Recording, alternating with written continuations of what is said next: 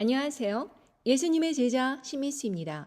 오늘 이 시간에는 복음을 단순화시키는 사람들이라는 제목으로 여러분과 함께 말씀을 나누겠습니다. 먼저 기도로 시작하겠습니다. 천지를 지으신 우리 하나님 아버지, 오늘도 이렇게 말씀을 깨닫는 지혜를 주시고 함께 나눌 수 있는 소중한 기회를 주셔서 감사합니다. 하나님 아버지께서 창조하신 이 아름다운 세상과 모든 만물이 하나님의 위대하심을 드러내고 있음에도 불구하고 저희들은 아주 작은 것 하나 깨달은 것으로 하나님을 다 안다고 생각하는 그런 오류를 범하고 있습니다.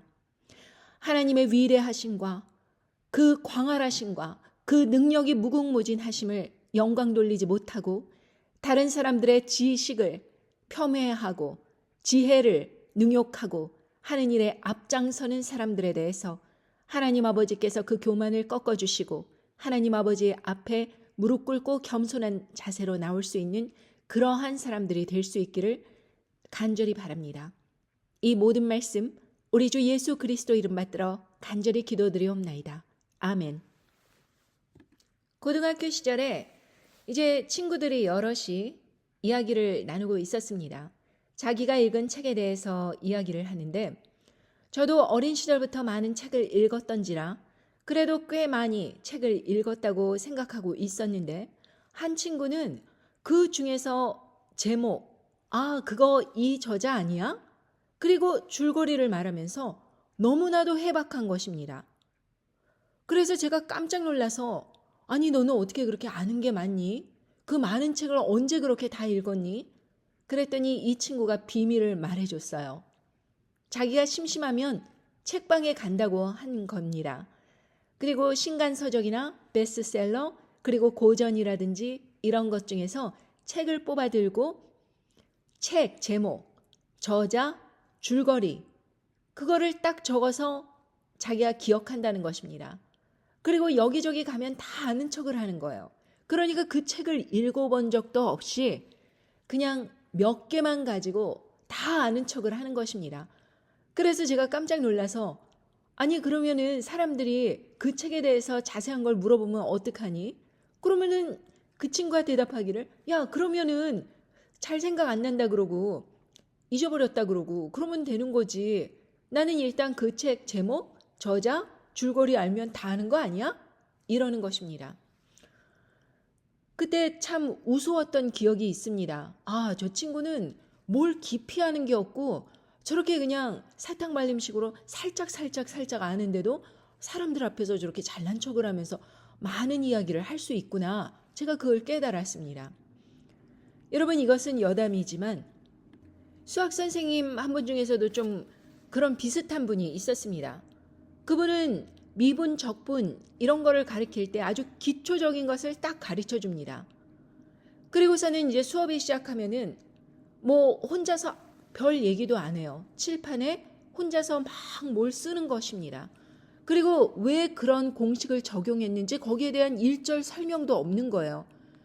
그리고 막 이렇게 적어 내려가다가 아이들이 좀 조는 것 같다. 왜냐하면 칠판 소리만 따각따각 나고 있으니 처음부터 끝까지 그런다고 생각해 보십시오. 아이들이 졸지 않겠습니까? 그렇게 졸고 있으면은 갑자기 신경질 난 목소리로 알아들어! 이렇게 소리를 지르는 것입니다. 그러면은 졸던 아이들도 깜짝 놀라서 네 이렇게 대답을 해야지 이제 계속 칠판을 향해서 뭔가를 따각따각 적어 나가는 거예요. 그러니까 결론만 나오는 것입니다. 답이 이거다. 그런데 그 답이 왜 나왔는지 그걸 모르는 거예요, 사람들이. 우리가 일상생활을 살면서 말씀을 많이 듣지만 이런 식으로 복음을 아주 단순화한다든지 결론만 가지고 사람들을 가르치는 사람들이 있습니다. 마치 복음이 공식에 있는 것처럼 요렇게 적용하면 이렇게 큰 돈을 벌 수 있다라는 식으로 이야기를 한다든지 아니면 하나님을 설득해서 기도에 응답을 받는 방법 5가지 이래가지고 1, 2, 3, 4, 5 딱 적어갖고 성경 구절 몇 개 끄집어내갖고 요래 하면 다 된다는 식으로. 그러니까 사람들이 성경 말씀을 읽는다고 하더라도 깊이가 없는 거예요. 성경 말씀을 읽다가 내 삶에 비추어 보았을 때 이 말이 정말 맞는가 안 맞는가 과거를 회상해보고 현재를 회상해보고 또 내 앞날을 생각하면서 이 말씀을 어떻게 적용할 것인가 회개도 하고 상고도 하고 묵상도 하고 또다시 기도를 하고 이러면서 반복적인 그런 깨달음을 얻는다고 할지라도 우리가 이해할까 말까 한 하나님의 마음을 딱 공식이 있는 것처럼 아주 단순화시켜 버리는 거예요. 얼마 전에도 그 댓글 중에 하나가 저보고 막 저주의 말을 하면서 성경 말씀을 두 군데서 딱 발췌한 거예요. 이제 그 사람은 이 성경 구절을 들었습니다. 갈라디아서 1장 6절에서 8절 9절의 말씀, 그리스도의 은혜로 너희를 부르신 이를 이같이 속히 떠나 다른 복음을 쫓는 것을 내가 이상히 여기노라. 다른 복음은 없나니 다만 어떤 사람들이 너희를 요란케 하여 그리스도의 복음을 변하게 하려 함이라. 그러나 우리가 혹 하늘로부터 혹 천사라도 우리가 너희에게 전한 복음 외에 다른 복음을 전하면 저주를 받을지어다. 이렇게 저주의 내용을 딱 쓰고 그 다음에 로마서 10장 9절부터 13절의 말씀을 딱 적어놓는 거예요. 네가 만일 네 입으로 예수를 주로 시인하며 또 하나님께서 그를 죽은 자 가운데서 살리신 것을 네 마음에 믿으면 구원을 얻으리니 사람이 마음으로 믿어 의에 이르고 입으로 시인하여 구원에 이르느니라. 성경에 이르되 누구든지 저를 믿는 자는 부끄러움을 당하지 아니하리라 하니 유대인이나 헬라인이나 차별이 없으니라. 한 주께서 모든 사람의 주가 되사 저를 부르는 모든 사람에게 부요하시도다. 누구든지 주의 이름을 부르는 자는 구원을 얻으리라. 이 로마서 10장 요 구절을 인용을 하면서 사람이 마음으로 믿어 의에 이르고 입으로 시인하여 구원에 이르느니라 이렇게 이야기했는데 왜 사람의 행위를 강조하느냐 말하자면 이런 뜻이죠. 행함이 없는 믿음은 죽은 믿음이라 이 말씀은 그냥 무시해버리고 제껴버리고 그냥 마음으로 믿기만 하면 돼. 그게 의야.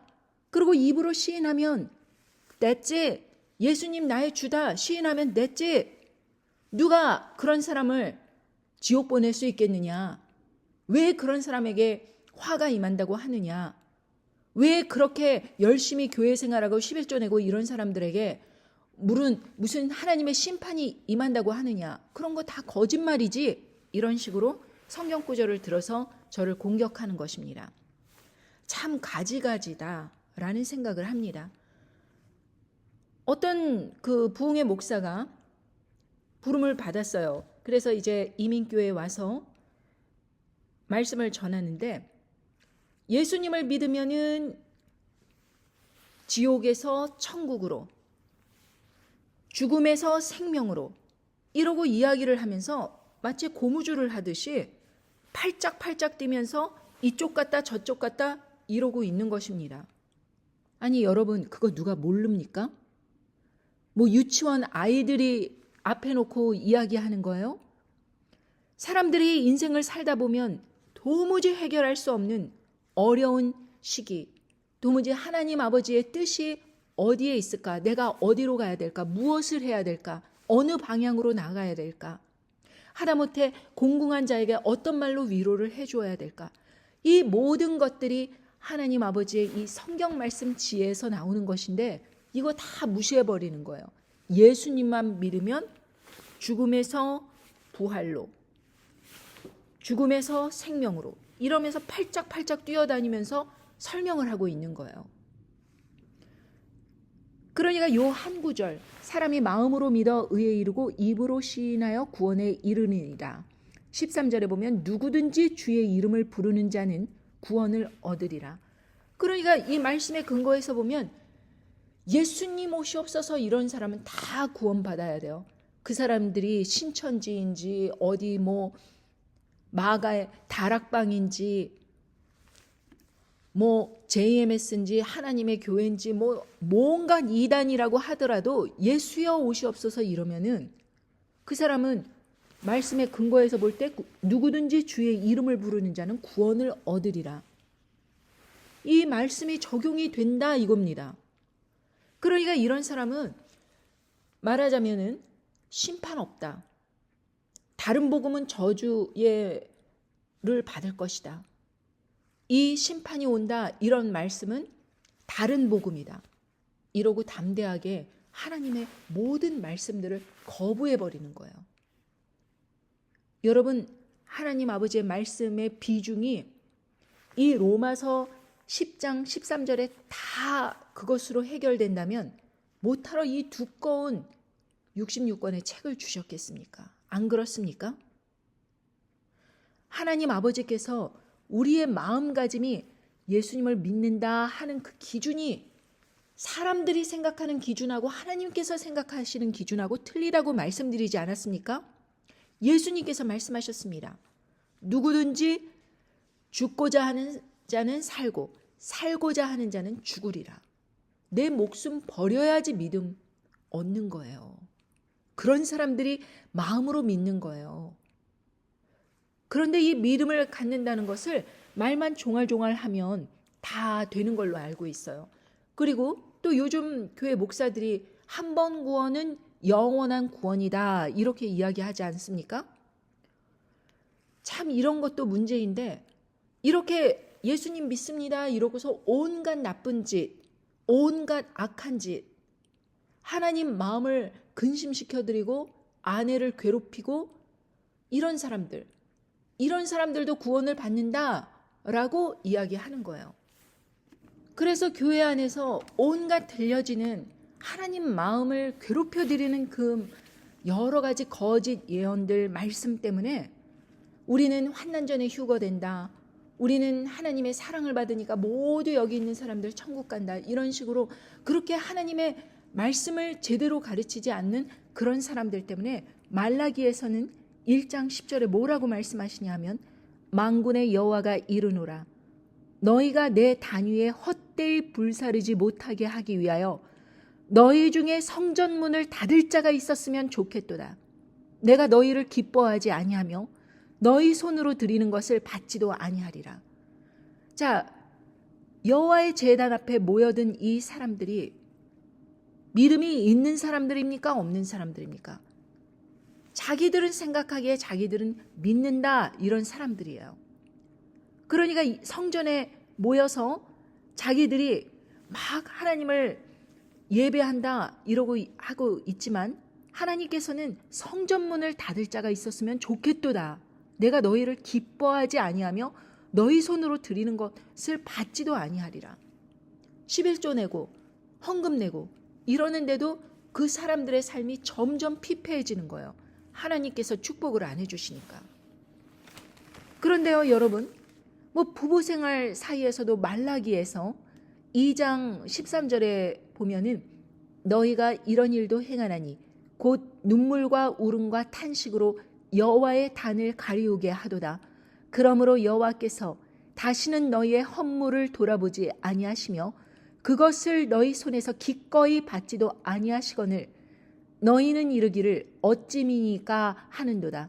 이는 너와 너의 어려서 취한 아내 사이에 여호와께서 일찍이 증거하셨음을 인함이니라. 그는 네 짝이요 너와 맹약한 아내로되 네가 그에게 괴사를 행하도다. 여호와는 영이 유여하실지라도 오직 하나를 짓지 아니하셨느냐? 어찌하여 하나만 지으셨느냐? 이는 경건한 자손을 얻고자 하심이니라. 그러므로 네 심령을 삼가 지켜 어려서 취한 아내에게 괴사를 행치 말지니라. 이스라엘 하나님 여호와가 이르노니 나는 이혼하는 것과 학대로 옷을 가리우는 자를 미워하노라. 만군의 여호와의 말이니라. 그러므로 너희 심령을 삼가 지켜 괴사를 행치 말지니라. 아내를 괴롭히고 온갖 악독한 짓을 저지르고 내연녀에게 뭔가 좋은 것을 갖다 주고 아내에게는 온갖 악한 요구를 하면서 그냥 몸만 나가라 이런 식으로 막말을 해대는 그런 사람들, 이런 사람들 하나님 아버지께서 보시기에 미워하신다는 것입니다. 그래서 그 사람들의 헌물도 돌아보지 아니하신다. 아무리 뭐 자기가 11조 내고 뭐 어쩌고 저쩌고 근사하게 거룩하게 보인다 할지라도 그거 받지 않으시겠다. 이렇게 말씀하시는 것입니다. 여호와 하나님께서는 여러 개의 그 영을 만드실 수 있어도 하나만 지으신 거예요. 한 육체에 하나. 왜냐하면 거룩한 자손을 얻기 위해서. 그런데 이렇게 아내에게 괴사를 행하면서 괴롭히고 학대하는 것입니다. 그래서 하나님 아버지께서는 이혼하는 것을 미워하세요. 학대로 옷을 가리우는 자를 미워하노라 이렇게 말씀하셨습니다.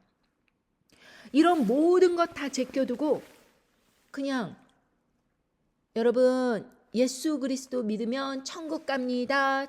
예스, 예스, 우리는 천국 갑니다. 이러면서 단순화시켜버리는 거예요. 복음을. 하나님 아버지의 말씀을 생각지 아니하고 하나님 아버지의 마음을 헤아리지 아니하고. 여러분 이런 사람들이 예수님 이름 믿는다 이러고 말만 제발제발해서 만약에 천국에 가봐요. 천국에 가서도 사람들 학대하고 괴롭히고 괴사를 행치 아니하겠습니까? 똑같이 하는 것입니다. 살인자가 천국 간다고 살인자 안 됩니까? 시기 질투나면 천국에서 더 높은 위치에 있는 사람들, 그 사람들 미워하고 그 사람들 회방하고 악한 일을 저지를 거 아닙니까? 그런 사람들을 천국에 왜 받아들입니까? 천국에서 여기에서 사람들에게 너네들 돈 갖고 와, 나한테 돈 갖고 와야지, 그 11조 이런 걸로 이렇게 다 내야지, 하나님 아버지께서 니네 구원시켜 주셔, 이런 식으로 나에게 잘하는 것이 예수 그리스도를 잘 믿는 것이다, 이런 식으로 가르치는 사람들에 대해서 여러분 하나님 아버지께서 이런 사람들을 천국에 보내시면 거기에서 또 사람들 가스라이팅 하면서 사단 마귀처럼 3분의 1의 천사를 끌고 내려와 갖고 또 지옥을 만들어야 되는 그런 상황이 오지 않겠습니까?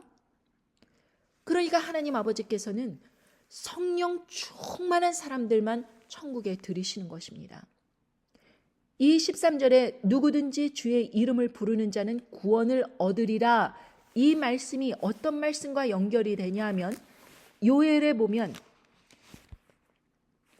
요엘 2장 32절, 누구든지 여호와의 이름을 부르는 자는 구원을 얻으리니 이는 나 여호와의 말대로 시온산과 예루살렘에서 피할 자가 있을 것이며 남은 자 중에 나 여호와의 부름을 받을 자가 있을 것임이니라. 이 말씀과 연결이 되는 것입니다. 이 말씀 전에 무슨 말씀을 하시냐?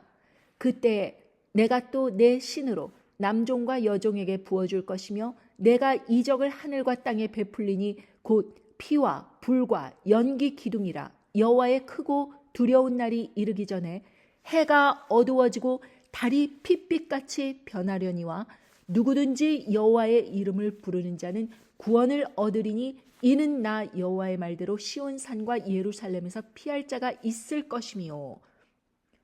자, 해가 어두워지고 달이 핏빛같이 변하려니와, 여러분 어디서 보셨죠? 요한계시록 6장 거기를 찾아보겠습니다.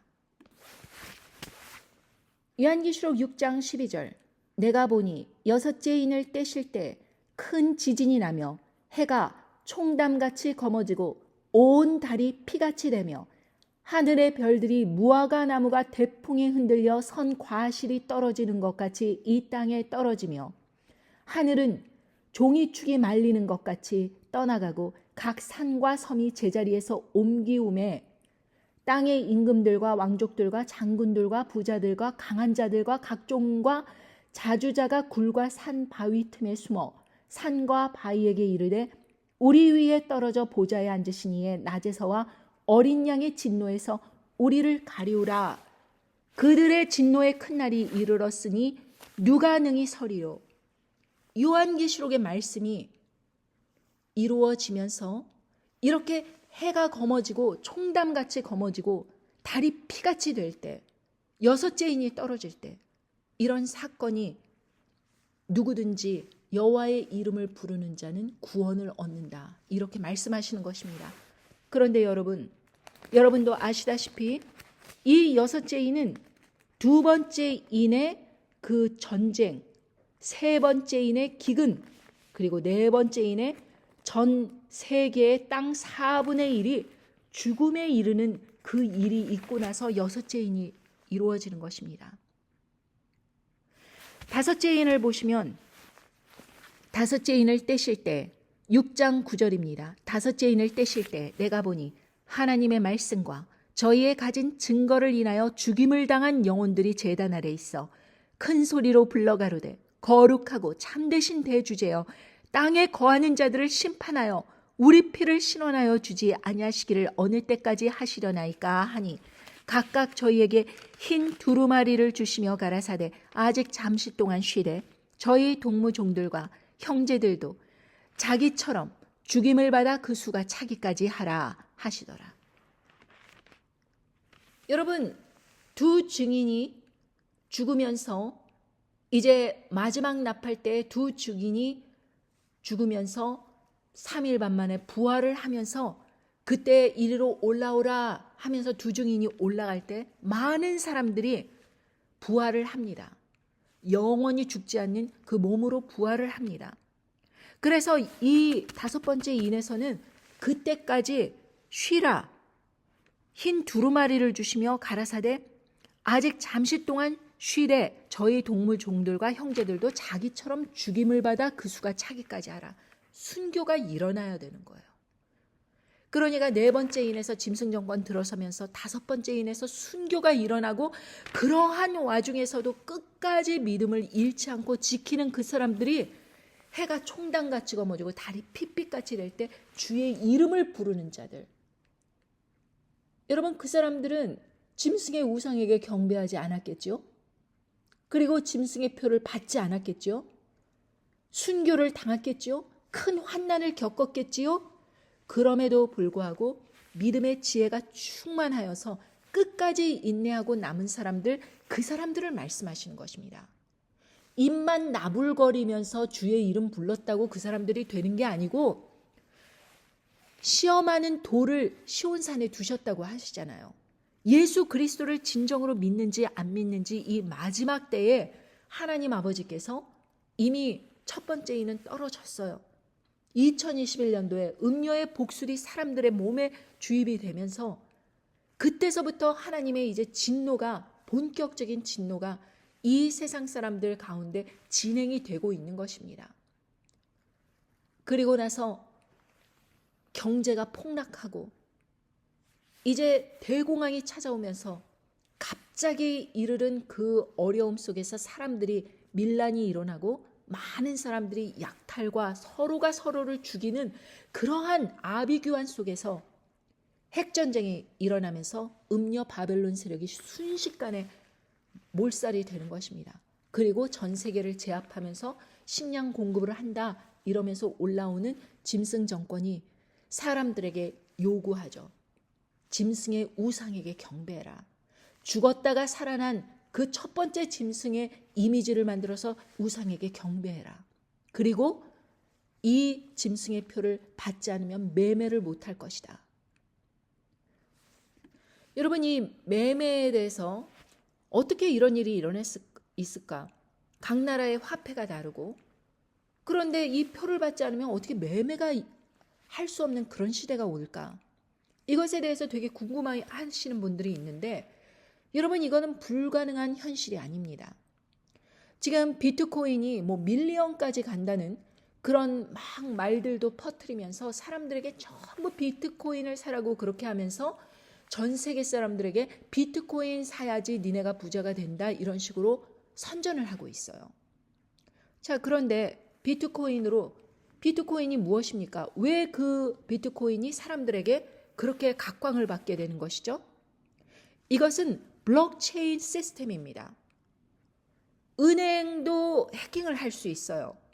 금도 이게 유지하기가 힘듭니다.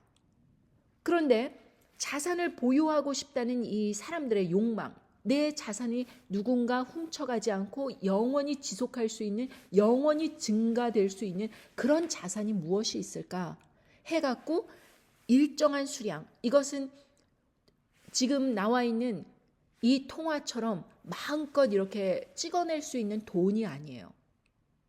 이 돈을 그냥 무한대로 찍어내고 이렇게 하다가는 완전히 경제가 무너져 버리죠. 왜냐하면 인플레이션이 너무 심하기 때문에.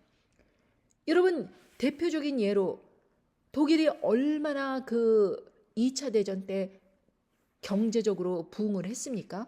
그런데 거기에서 이제 패망을 하고 이제 왜 독일이 그렇게 전쟁을 일으킬 수밖에 없었느냐?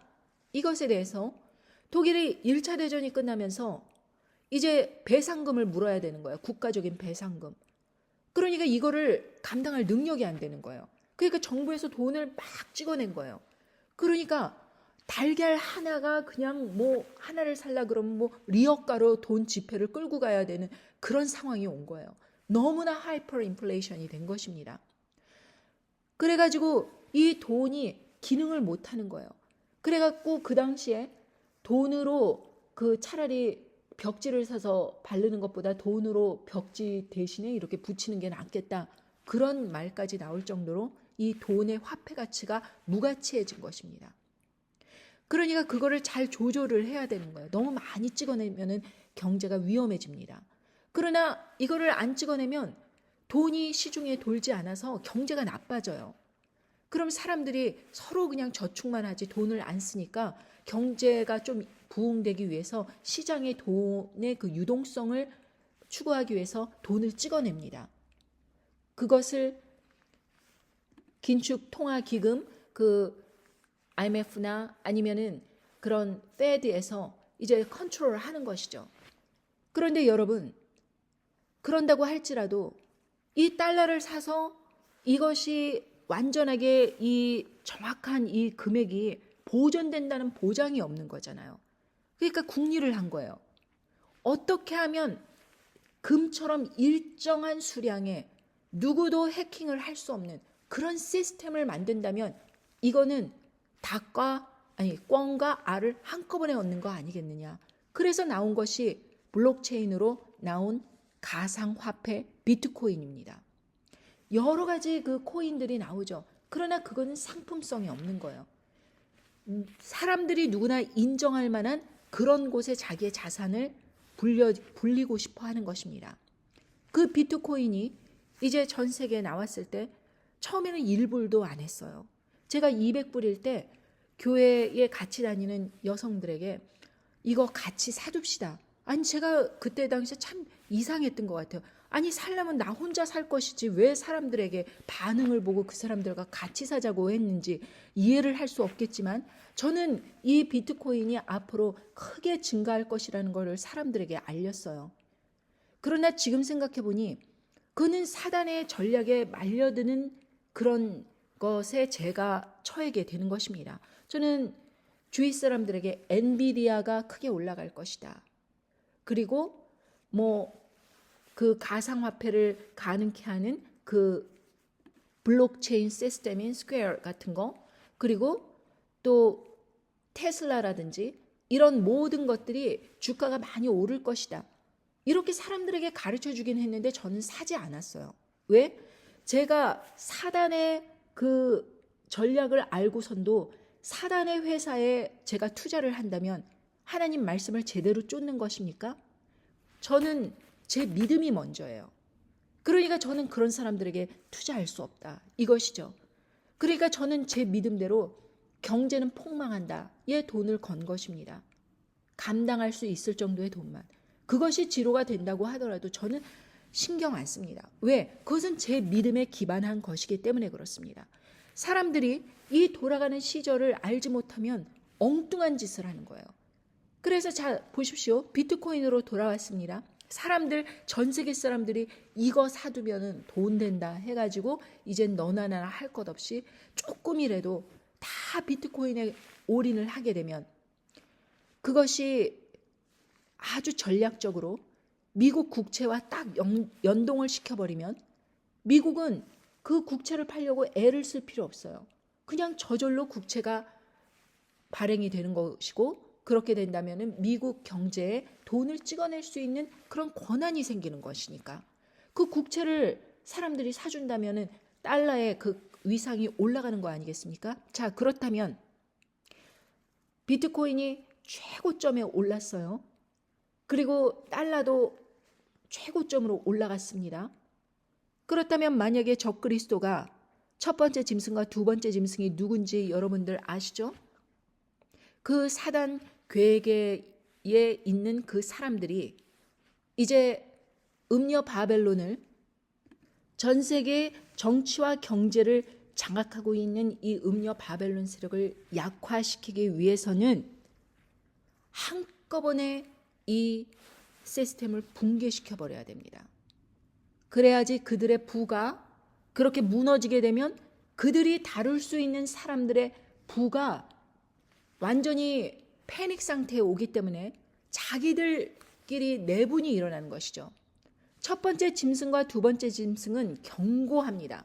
여러분, 첫 번째 짐승 바티칸 시티, 요 작은 용산역만한 요 지역에서 전 세계 신부, 수녀 그리고 캐톨릭 그 신도들을 쫙 장악하고 있으니 unbreakable, 무너뜨릴 수 없는 거예요.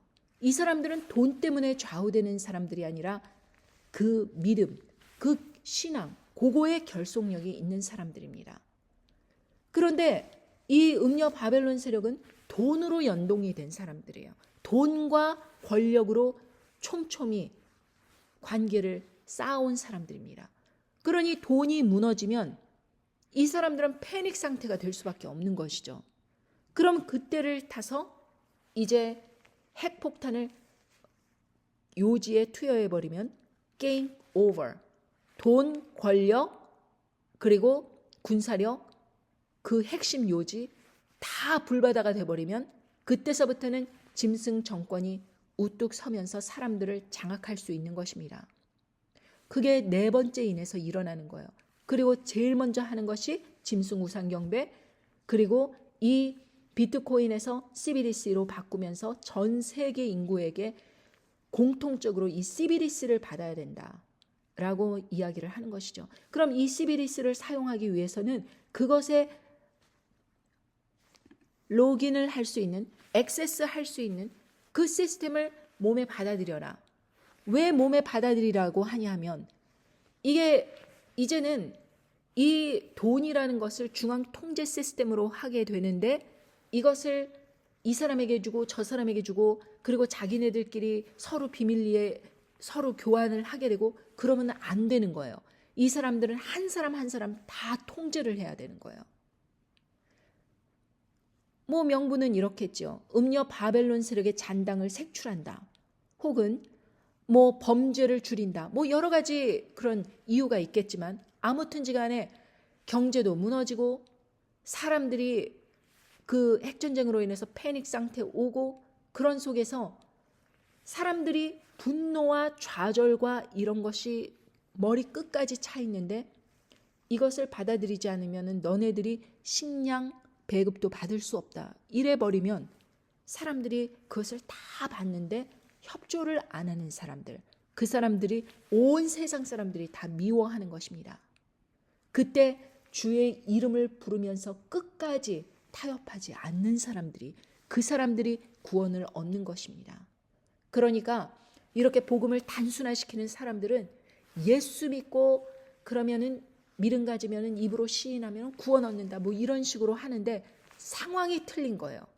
그 사람들이 말하는 그 상황은 잘 먹고 배부르고 파티하고 이런 속에서 너 누구 믿니? 부처 믿니? 예수 믿니? 아유 나 예수 믿어. 이런 정도의 그런 고백이고 이거는 예수님 믿는다 하면 순교당하는 그러한 상황에서 주의 이름을 부르는 자, 주의 이름을 배반치 아니하는 자, 그런 사람들이 구원을 얻는다는 것입니다. 그러니까 아까 말씀드렸듯이 그 수학 선생님 말씀을 드렸잖아요. 답이 완전히 틀려버리는 거예요. 왜? 상황이 틀리기 때문에. 근데 이 사람들은 어떤 적용을 하냐면은 뭐 아주 단순화해서 이게 말하자면 미분의 그 공식을 적용해야 되는 그런 상황에서 덧셈 뺄셈 하고 있는 거예요. 덧셈 뺄셈 하면 답이 나옵니까? 오답이 나오죠. 그런 것과 똑같은 거예요. 그러니까 저를 공격하는 사람이 이 말씀을 나 말씀에서 발췌했다 이러면서 요거를서 로마서에서 딱 띄우고 저쪽에서 딱 뛰어오고 그러고서는 와 봐라 내 말이 맞지? 이거는 너무나도 유치한 적용이다 이것입니다. 이것은 말하자면은 예수님은 생명이요 안 믿으면 지옥이다. 뭐 예수 천국 불신 지옥 이거 푯말 들고 다니는 거랑 똑같은 그런 전도 기법입니다. 그러니 로마서 10장 13절에 누구든지 주의 이름을 부르는 자는 구원을 얻으리라. 이 말씀 요 센턴스 요 구절 딱 하나 가지고 사람들 전도한다고 돌아다니면서 예수 천국 불신 지옥 이러면서 그 사람들에게 전도받은 사람들이 오늘날의 한국 교회에 그런 폐단을 만들고 무수한 이단을 만들었다라고 보시면 됩니다. 전도를 하기는 하는데 이 깊이가 없는 거예요. 삶에서 보여지는 전도가 아니고 그냥 거름뱅이 옷들 입고 그리고 그런 거 푯말 들고 다니면서 또 그냥 지나가면 모르는데 돈을 또 바라면서 적선을 바라는 거예요. 교회를 짓자니 돈은 없고 자기는 거지이고 그러니까 예수 천국 불신 지옥 이 푯말 들고 돈 걷는 거예요. 결국엔 그 사람들은 돈이다. 메시지는 전해야겠는데 돈이 들어와야지 그 메시지를 전하는 목적이 이루어지는 건데 어떻게 하면 돈이 들어오느냐? 단순화시켜버리는 거예요. 너도 예수 믿지? 너 천국 갈 수 있어? 이런 식으로. 여러분 그 같은 로마서 11장 18절에 보면 이 말씀을 할 때마다 저는 이것이 생각나는데 저희 시집이 캐톨릭 아닙니까? 그러니까 제가 이제 예수님을 믿어야 되는데 지금처럼 그냥 뭐 성당 다니고 뭐 이렇게 한다고 그게 예수님을 믿는 게 아니고 이렇게 하면서 성경을 풀어서 막 이야기를 해주니까 이제 시어머님이 화가 나셨어요. 내 믿음이 좋은지 네 믿음이 좋은지 보자 해가지고 이제 거기에서 뭐 데모 같은 그런 분들 그리고 뭐 성당에서도 그 직책이 있잖아요. 그런 사람들 이제 직분이 있고 그런 분들을 이제 잔뜩 데리고 왔어요. 그러고서 이제 저에게 막 대결을 하듯이 이야기를 하는 것입니다. 아우 몰라서 그러는데 애기 엄마 캐톨릭이 원뿔이야. 캐톨릭에서 다 뻗어나가갖고 개신교 그렇게 만들고 그랬는데 원래는 예수님은 캐톨릭에서 나오셨어. 이러면서 되지도 않는 말을 하는 것입니다. 그래서 제가 로마서 11장 18절의 말씀을 읽어주었어요. 그 가지들을 향하여 자긍하지 말라. 자긍할지라도 네가 뿌리를 보존하는 것이 아니요 뿌리가 너를 보존하는 것이니라. 그러면 네 말이 가지들이 꺾이운 것은 나로 접붙임을 받게 하려 함이라 하리니 옳도다. 저희는 믿지 아니함으로 꺾이우고 너는 믿음으로 섰느니라. 높은 마음을 품지 말고 도리어 두려워하라. 하나님이 원가지도 아끼지 아니하셨은즉 너도 아끼지 아니하시리라. 이 말씀을 읽어주면서 자 보십시오. 원가지 이스라엘 백성들 버리시고 예수 그리스도를 믿는 그 사람들 택하신 사람들을 구원해 내셨습니다. 자 그렇다면 캐톨릭이 그렇게 교만하게 말을 하면서 내가 원가지라고 주장한다 할지라도 실제로 원가지는 이스라엘 백성들이었죠. 그런데 이스라엘 백성 버리고 예수 그리스도를 믿는 사람들을 구원하시기로 하나님이 그렇게 말씀하셨다면 캐톨릭이 자기가 원가지라고 그렇게 주장을 한다고 하더라도 원가지가 아닐 뿐 아니라 그렇게 보존된 원가지들도 꺾이우시는 하나님이 교만하다가는 그도 꺾이우리라. 원가지들도 아끼지 아니하셨은즉 너도 아끼지 아니하시리라. 꺾어버릴 수 있다는 것입니다. 이렇게 이야기를 해주었습니다. 그랬더니 아무 소리를 못하더라고요. 사실 자기네들이 원뿔이다 이렇게 주장하는 게 원뿔이가 어디예요? 이스라엘 백성들이잖아요. 근데 거역하였어요. 예수님을 십자가에 달았어요. 그래가지고 예수님을 믿는 사람들이 은혜를 얻게 된 거잖아요. 그런데 자기들이 원뿔이라는 거예요. 맞지 않죠? 결국에 교만하면은 다 꺾이오는 거예요. 평생 구원은 없는 것입니다. 여러분, 평생 구원이 영원한 구원이라면 왜 죽기 살기로 믿겠습니까? 순교를 왜 당하겠어요? 그냥 이렇게 입으로 아니라 그랬다가 예수님 자기는 거부한다 그랬다가 나중에 또 좋은 시절 오면 예수님 믿는다고 하고 이러면 되지 왜 순교를 당하겠습니까? 상식이 있다면 생각을 해보십시오. 예전 조선 구한 말에 그렇게 평양 대부흥 운동이 일어났는데 또 비슷한 장소에서 천황 숭배에 대해서 합의를 했다고. 그래서 교회들이 그렇게 타락을 하게 되는데 일조를 한 그것으로 인해서 그것이 지금 북한의 그 비극을 불러온 거 아닙니까? 그래서 모든 복음이 남한에는 열렸으나 북한에는 그렇게 처참한 지경으로 타락을 하게 된 것입니다. 그 중에서도 끝까지 믿음을 변절치 아니하는 자가 있겠지요. 아무튼 여러분, 복음이라는 것은 예수는 그리스도이시다. 이게 전부가 아닙니다. 마태복음 24장 35절에 보면 예수님께서 이렇게 말씀하셨어요. 천지는 없어지겠으나 내 말은 없어지지 아니하리라. 여러분, 이 하나님의 말씀은 없어지지 않는 거예요. 이 모든 말씀 하나하나가 없어지지 아니하고 비중이 어떤 거는 더 크고 어떤 거는 적고 이런 것이 아니라 이 모든 그 말씀들이 완벽하게 우리들의 삶에 나아갈 바를 제시하는 것입니다. 여기에서 이렇게 말씀하세요. 마태복음 24장 45절 충성되고 지혜 있는 종이 되어 주인에게 그 집 사람들을 맡아 때를 따라 양식을 나눠줄 자 누구뇨? 주인이 올 때 그 종이 이렇게 하는 것을 보면 그 종이 복이 있으리로다. 여기서 키워드가 때를 따라 양식을 나눠주는 자. 여러분, 아침이면 아침에 어울리게, 점심이면 점심, 저녁이면 저녁 때에 어울리게 밥상을 차려야 됩니다. 아침에 돼지 삼겹살 막 먹는다고 그러고 뷔페를 차려놓고 이런 사람들이 있습니까? 여러분, 때를 따라 양식을 나눠줘야 돼요. 그 시기에 적절하고 그 시기를 정확하게 판단할 수 있고 그래서 우리 스스로를 조심하여서 끝까지 타협하지 않는 믿음으로 나올 수 있도록 도와주는 그런 말씀, 하나님의 말씀을 나눠줘야 된다 이것입니다. 일본의 천황 숭배가 그렇게 모든 사람들에게 강압적으로 있었을 때 그것을 적용하여서 절대로 우상 숭배하면 안 된다. 이것이 복음이겠지요. 그 당시에는. 그렇듯이 지금 이 돌아가는 시절에 대해서 성경 말씀으로 그 길을 밝히 보여주어서 사람들이 넘어지고 자빠지지 않도록 빛을 비춰주는 것이 때를 따라 양식을 나눠주는 지혜 있는 종의 할 일입니다. 그런데 밑도 끝도 없이 복음을 단순화시켜서 예수를 믿으니 지옥에서 천국으로 이러고 팔짝팔짝 뛰면서 사람들에게 시각적으로 제시하겠다고?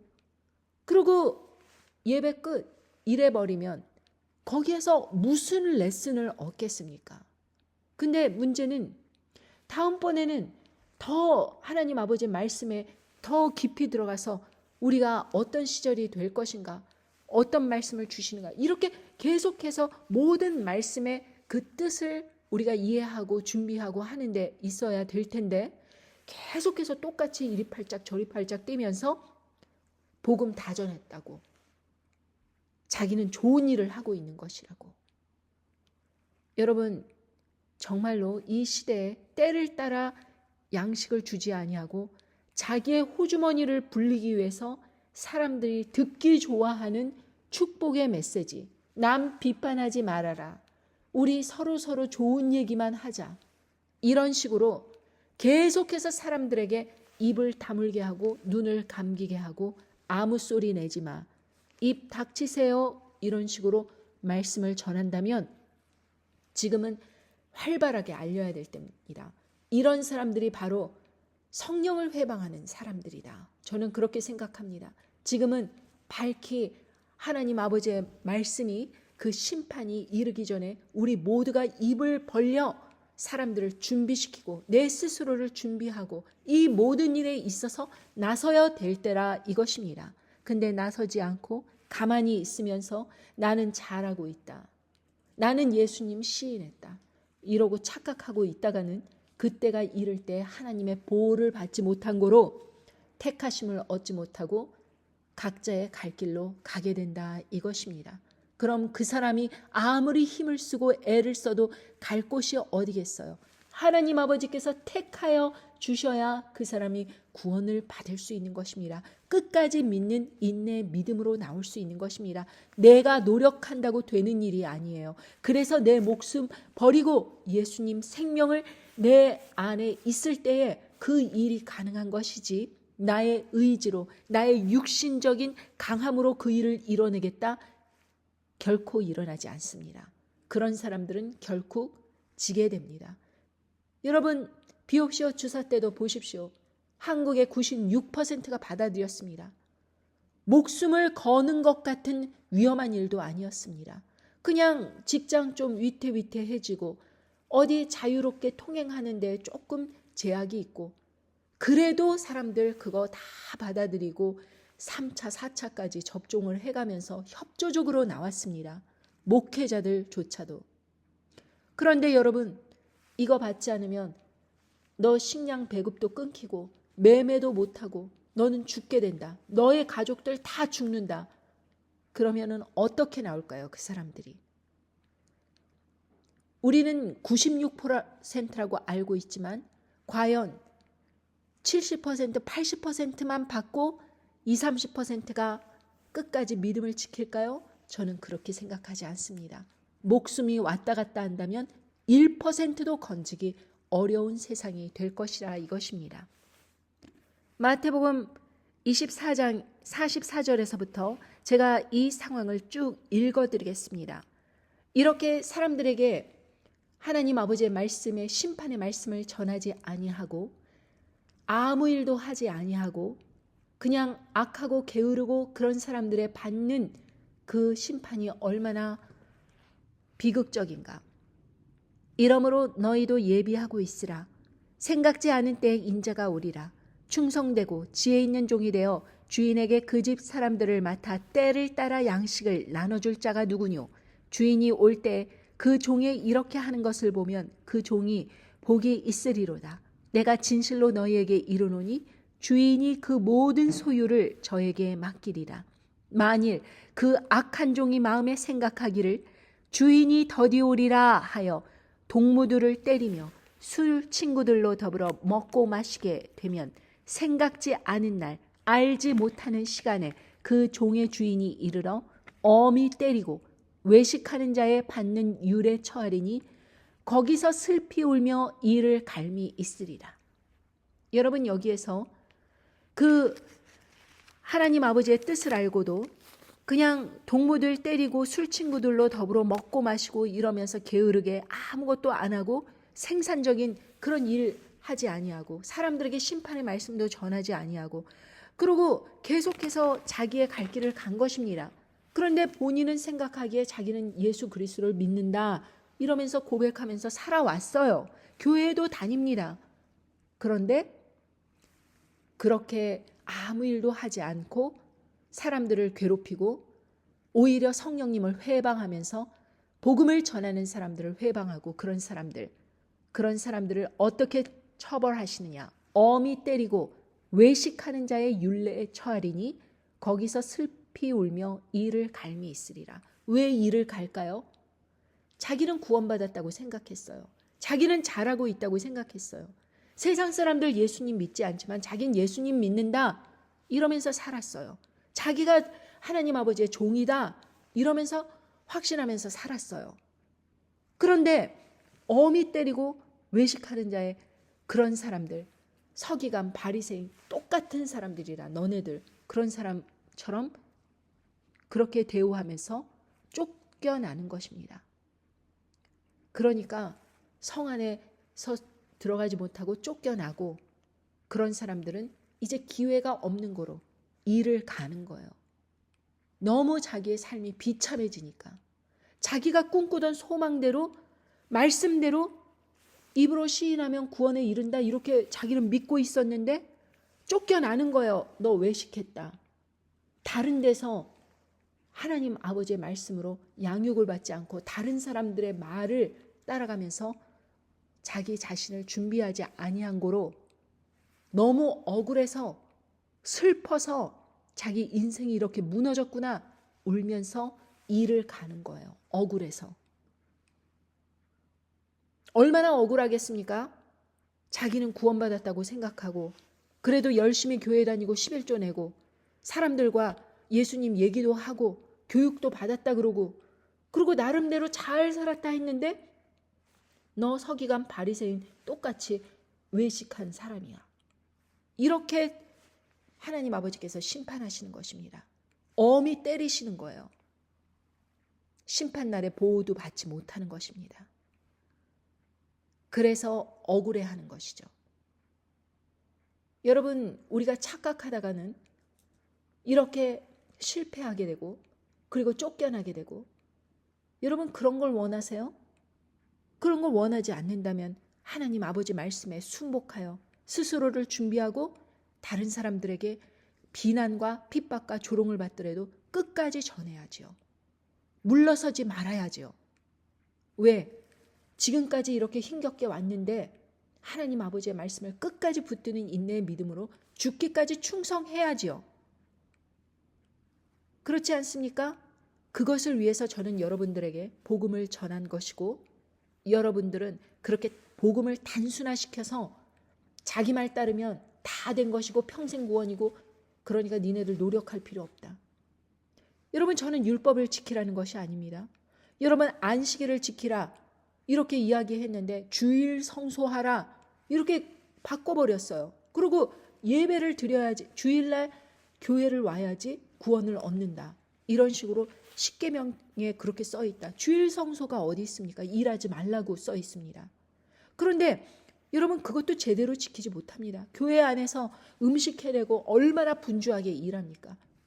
어떤 사람은 주일날이 제일, 썬데이가 제일 일 많이 하는 날이에요. 그날따라 그 교회 사람들 밥 해줘야 되기 때문에 일하지 말라 그랬는데 일을 제일 많이 하고 있어요. 이게 과연 하나님 아버지의 말씀을 지키시는 겁니까? 하나님 아버지의 그 원뜻은 그냥 6일 동안은 너 위해서 너 밥 벌어 먹고 뭐 이렇게 생산적인 일 하면서 근근히 노동하고 이러고 자기의 그 자급자족할 수 있는 그런 일들을 하지만 하루만큼은 하나님을 생각하면서 그렇게 돈 벌려고 애쓰지 말고 하나님을 생각하라, 쉬라, 이 말씀을 하셨는데 하나님을 생각하지 않고 그냥 교회에서 일을 하는 거예요. 누구 막 아유 요번에도 빠졌어, 일 안 나왔어, 아우 짜증나, 아우 믿음이 없어 막 이러면서 정죄하면서, 여러분 그게 과연 하나님 아버지의 말씀을 따르는 것일까요? 우리는 곰곰이 생각해 봐야 됩니다. 우리에게 덕이 되고 우리 스스로가 진정으로 예수님께 붙어있는 그 믿음이 무엇인지, 다른 사람들 말에 가스라이팅 당하는 것이 믿음인지 아니면 내가 다른 사람들이 뭐라 하건 하나님 아버지 말씀 안에서 굳건히 내 삶을 지켜나가는 것이 믿음인지 여러분은 오늘 결정하시기 바랍니다. 감사합니다. 안녕히 계십시오.